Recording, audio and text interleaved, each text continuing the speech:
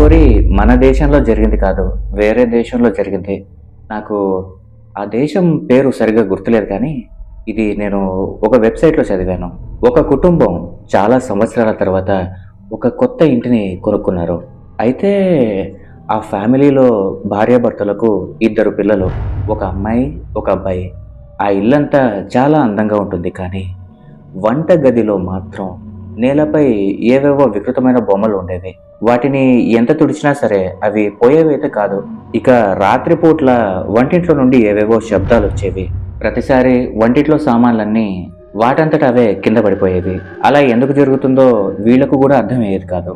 అయితే కొన్ని రోజుల తర్వాత ఆ ఇంట్లో వాళ్ళ కూతుర్లో ఏదో మార్పు వచ్చినట్లుగా గమనించారు. ఆ అమ్మాయి ప్రతి రాత్రి ఎందుకో గట్టిగా అరిచేది. చాలా వింతగా ప్రవర్తించేది.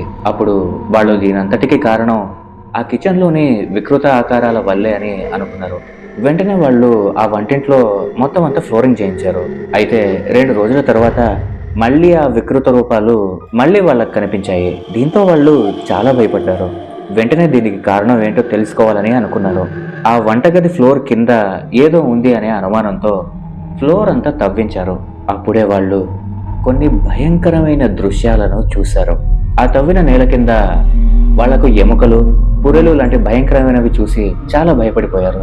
ఇక ఆ స్థలం గురించి ఎంక్వైరీ చేస్తే ఆ ఇల్లు ఉన్న స్థలంలో ఇంతకు ముందు ఒక శ్మశానం ఉండేదని వాళ్ళకు తెలిసింది. అందుకే వాళ్ళ ఇంట్లో ఇలాంటి భయంకరమైన సంఘటనలు జరుగుతున్నాయని వాళ్లకు అర్థమైపోయింది. ఇక వెంటనే వాళ్ళ ఆ ఇంటిని ఖాళీ చేసేశారు. అప్పటి నుండి వాళ్ళ కూతురులో వచ్చిన ఆ భయంకరమైన మార్పు కూడా అప్పటి నుండి మళ్ళీ రాలేదు. వాళ్ళ కూతురు పూర్తిగా మామూలుగా మారిపోయింది. ఇప్పటికే ఆ ఇల్లు అలాగే ఉంది. ఆ వికృత రూపాలు ఆ ఇంటి కిచెన్ ఫ్లోర్ మీద రావడానికి కారణం ఎవరికీ అంతుపట్టలేదు.